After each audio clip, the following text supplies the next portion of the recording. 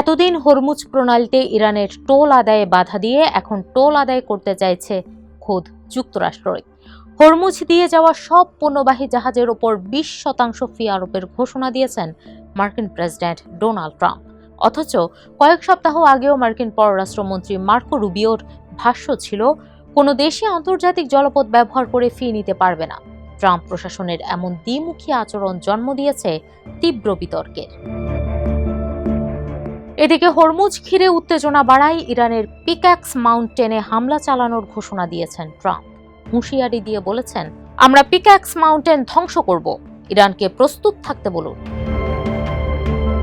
মূলত ইরানের Natanz uranium সমৃদ্ধকরণ কেন্দ্রের কাছাকাছি অবস্থিত পিক্যাক্স মাউন্টেন একটি অত্যন্ত সুরক্ষিত পাহাড়ি স্থাপনা।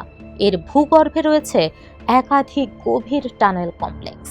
বিশ্লেষকদের ধারণা, এই টানেলগুলো এত গভীর যে যুক্তরাষ্ট্রের সবচেয়ে শক্তিশালী বাংকার বাস্টার বোমাও সহজে এগুলো ধ্বংস করতে পারবে না।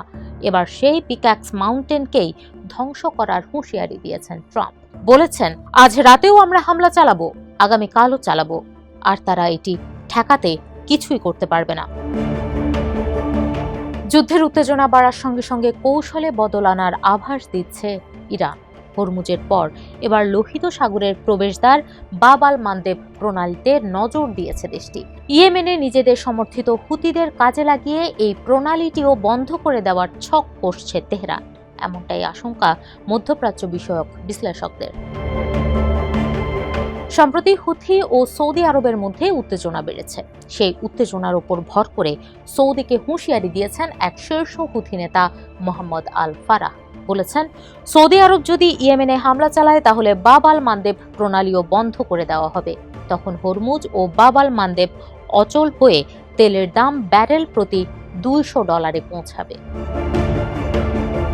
বিশ্লেষকদের মতে, হরমুজের মতোই বাব আল মানদেব হল ইরানের আরেকটি বড় হাতিয়ার। কেননা দুটি গুরুত্বপূর্ণ নৌপথ একসঙ্গে ঝুঁকির মুখে ফেলতে পারলে যুক্তরাষ্ট্র ও তার মিত্রদের ওপর চাপ আরও বাড়বে। মধ্যপ্রাচ্য বিশেষজ্ঞ ফাওয়াজ গার্গেস বলেন, ইরান ওয়াশিংটনকে বোঝাতে চাইছে যে শুধু হরমুজ নয়, বাব আল মানদেবও তাদের নাগালের মধ্যে রয়েছে। এতে সংঘাত কেবল সামরিক নয়, বিশ্ব অর্থনীতি ও জ্বালানি নিরাপত্তার সংকটেও রূপ নিতে পারে। হুথিরা যে ফাঁকা আওয়াজ দিচ্ছে না সেটার প্রমাণ 2023 সালেই দিয়ে রেখেছে তারা। সে সময় গাজা যুদ্ধের জেরে লোহিত সাগরে বাণিজ্যিক জাহাজে হামলা চালিয়ে প্রণালীটি কার্যত বন্ধ করে দিয়েছিল তারা। নতুন করে উত্তেজনা বাড়ার পর সেই সংখ্যা ক্রমেই বাড়ছে। শেষ পর্যন্ত তা সত্যি হলে জ্বালানির দাম কোথায় গিয়ে ঠেকে সেটাই এখন দেখার।